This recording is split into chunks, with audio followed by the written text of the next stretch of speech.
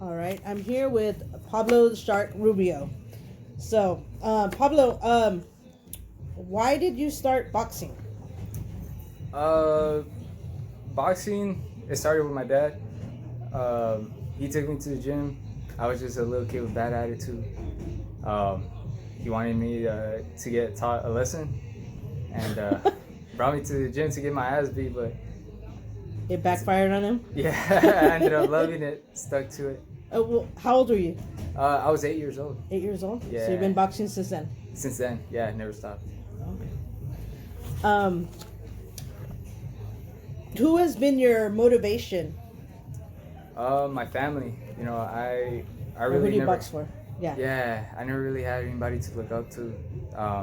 Growing up as a fighter. Um, it was just where I come from. We didn't have a lot. My parents did everything they can for us and give us everything that they can. But growing up, you can see the struggles that they have with bills, with just paying off the things to make us happy, and that was the motivating part for me, that I didn't want to see the struggle anymore. So that kept me in the gym, and I love the sport. I don't just do it for that. I enjoy doing it, but that's the motivation. That's the motivation. Right there. It is all, everything I get is for them. Do you have a favorite boxer? At the meantime, probably Edwin Valero and Terrence Bud Crawford. Those are the two I really love watching right now. Why Valero? Just an aggressive fighter. His background was crazy. Where growing up, as he was a thief, and just rode on his bike with his friend. Friend ended up getting killed, and he ended up killing the person back, and him just fighting and getting out of where he's from. Where he's from is a bad area, and it's just crazy the injury he had with his head, and he kept fighting. He couldn't fight in the States because of his injury, and his story is just crazy. But as a fighter, he's an amazing fighter. Just somebody that was gifted with natural power. And that fight with Pacquiao would have been amazing, that everybody wanted to see, but we didn't get the chance. Yeah, short-lived. What about Crawford? Terrence Bud Crawford, man, he's super skillful, and he backs up what he says. If he says he's gonna knock you out, he's gonna knock you out. If not, he's gonna at least drop you or something. But he'll give it an exciting fight no matter what. That's what I really love about him. Interesting.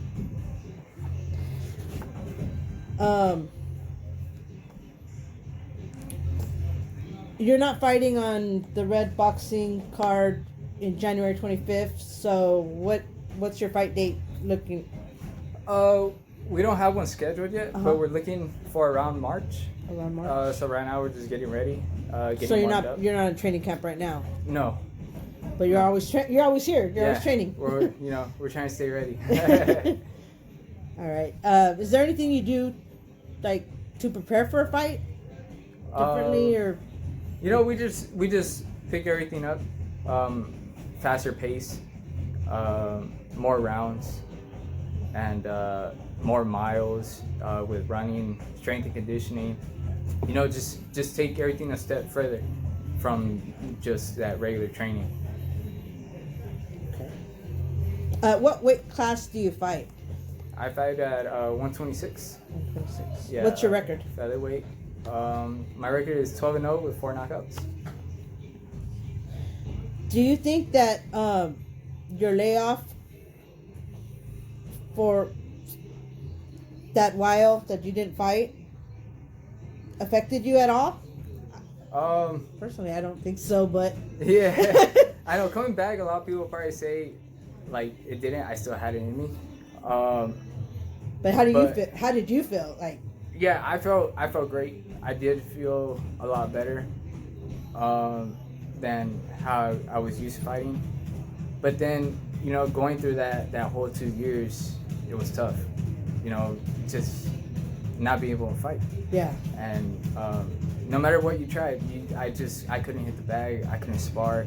So doing the same routine every day, running, shadow boxing, just moving around, maybe hitting the bag, but just my left hand. You know, it sucked. You know, it's all like mentality. You know, I just always had to tell myself, you're gonna be back better. You're gonna be back better. So I had to keep training as if I was getting ready for a fight or something. So I just had to motivate myself to keep going. But other than that, it was like a big depression. It sucked. I really wanted to fight. I was watching everybody on social media, on TV, get more fights, get signed. That's what I wanted. And, you know, everything stopped from there. For two years, I'm pretty sure many would just be like, you know, F it. I'm not gonna do it anymore. You know, I got big at one point, but I started losing weight. And, you know, I always put hope for myself, and I just kept going. And then once I met the doctors that from the Kessler Family and Wellness, shout out to them, because they're the reason why I came back. So I'm here again, and in a way, I think it helped me come back even stronger, because I knew if I was able to get through this, I'm able to get through anything. So what are you looking forward to 2020 this year? Just getting back and, you know, being signed, finally being signed, and, you know, just showcasing my talent, finally getting promoted, and, you know, showcasing everything that I have, and, you know, stop wasting time and just getting these small fights. I think I deserve a chance. Great. When you're during training, do you eat anything special? Is there like a regimen that you follow, or is it hard for you to make that weight of 126, or is it pretty easy when? No, it's not too bad. As long as I stick to it, everything's cool. Everything comes out good. You know, a diet isn't salads and what everybody thinks. A diet is just eating the healthy food. That's it. So no more burgers, no more fries, no more milkshakes, nice soft drinks, milkshakes, just all that. You just gotta stop that. You gotta eat, you know, chicken, always have a plate of veggies, your carbs, fish, turkey, just, you know, just a bunch of lean protein, carbs, and veggies with it at all times. So when you're not training, you go for the burgers and fries? At times. Every now and then? Oh yeah, you know, we all miss it. we're so accustomed to eating that. So, you know, taking that away in the beginning, it's tough. But, you know, just give it a few weeks. You'll get back on track. What about after, like, when you do the weigh-in? What do you eat? What's your food of choice? You know, we wish we could eat whatever we want again. Go back to the burgers and stuff like that. But we don't want to feel, you know, messy, sloppy the next day. So we still eat cool. You know, just carb up, really. Just build that energy back that we lose from losing so much weight. Okay. But no, eat cool, and then after the fight, go ham. If you can, you know, don't go too crazy. You know. What's your how do you celebrate after a win? Anything really, to be honest. You know, I'm not picky about food. I'll eat anything. Sushi, burgers, just Mediterranean food. I'll eat anything. Is there a ritual you do after you win? No. Just go out to eat? Yeah. You know, where everybody has an idea, let's go. Who would you like to fight next? Ooh. As of right now, I don't know. I wouldn't say big names yet, but I would like to fight somebody a little bit more challenging. You know, that's up to the promoter of what they think my level is. And from then showcase maybe another 2 fights and maybe another rising prospect. So okay. I already asked you what your ultimate goal was to sign with a promotion company. Tell me something people don't know about you. Could be anything: childhood, your future, music, art. Man. Many know that I like old school cars. I'm getting into hobbies. Probably making beats, maybe. I probably haven't said that a lot. I started making beats not too long ago, so I'm not that great at it. But I had a friend that was in the music, and that's who came out with me the past 2 fights that I came out with, and his name is Chris Munoz, and he introduced me to FIFA, Cypress Moreno, Ratcheton, and from then on, he was more into the music, so that kind of motivated me to kind of really do the beats. But it's cool, I'm trying to slowly pick it up. Boxing is my main thing. I like to do that, like do another like other little things on the side. But making beats is probably one cool little Something thing that I like doing. Yeah. Interesting. Besides boxing, is there any other sport you enjoy doing? I mean, I like playing other sports, to be honest. Did I stick to it as much as boxing? No. I like football. I like basketball. I like baseball. I don't like watching though. I'll tell you that. To me, watching is boring. I love being active. I love playing the sport. So you wouldn't sit down and watch a fight? Or that's different? It depends. If the fight's good, just like probably a football game, basketball game, it's entertaining. Yeah, I'll sit down and watch it. But there's fights where, man, sleeping. It got me sleeping. Yeah. If you weren't a boxer, what would you want to do in life? Man, if I wasn't a boxer, that's a good question, because I always thought of that. And growing up, I didn't see myself with interest in anything else, so that would be tough to think about of what would I do other than this. And who would have known if I would have picked up the music sooner, or the little hobbies I like doing with my cars. I feel like those probably would have been one of the things I would have picked up other than boxing. Maybe another sport. That could be possible, because I just love being active as a kid.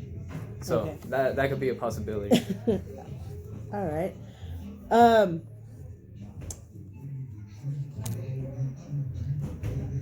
What obstacles or challenges did you go through to get where you are? We kind of talked about it already, a little bit about the 2-year layoff. Yeah. But was there any other obstacles or challenges that?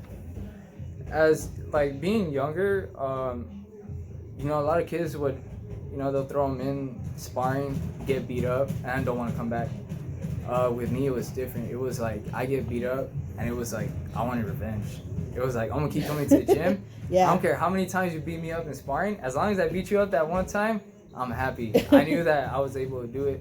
I knew that if I train hard enough, I'm able to succeed in that.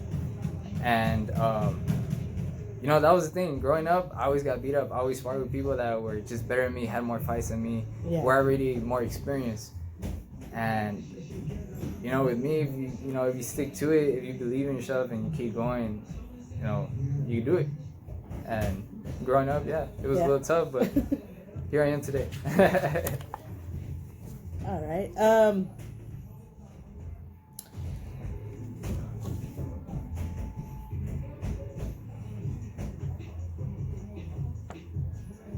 Where do you see yourself in the future, long term?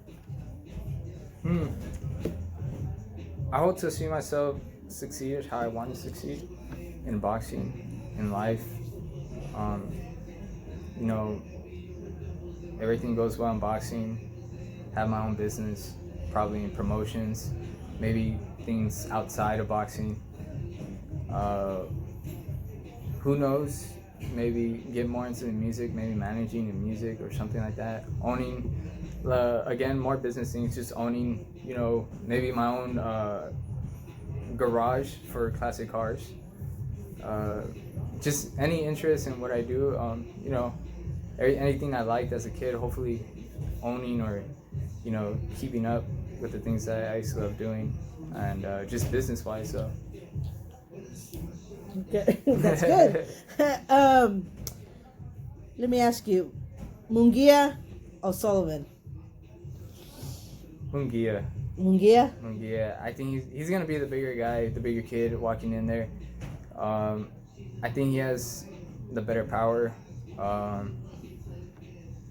Probably Sullivan's a good fighter, but I think he probably winds up a little bit too much. I feel like he might get caught during a little scrabble. But yeah, I think as long as Mejia keeps his distance, again, he's gonna be the bigger kid. It should be a good fight though. Sullivan is not a pushover. He comes in, he comes in fight. And the moment I seen Sullivan, he was cool. I like his little style. I like his look. He has that look with that mustache, you know, that old school look. So you know, I give props to both fighters. So you're gonna watch that one for sure? Oh, most definitely. Okay. Is there anything you would like to say to your fans? Thank you for everybody that continues supporting me. And, you know, thank you for my friends, my family, my loved ones that continue rocking with me even when I was down, when I was out for the 2 years. Chris Munoz, FIFA, Cypress, Racheton, the whole LA Dino gang, and, you know, the whole Shark Sports, you know, everybody stayed behind me. And, you know, hopefully soon we start blowing up again, and we'll see where it goes from there. All right.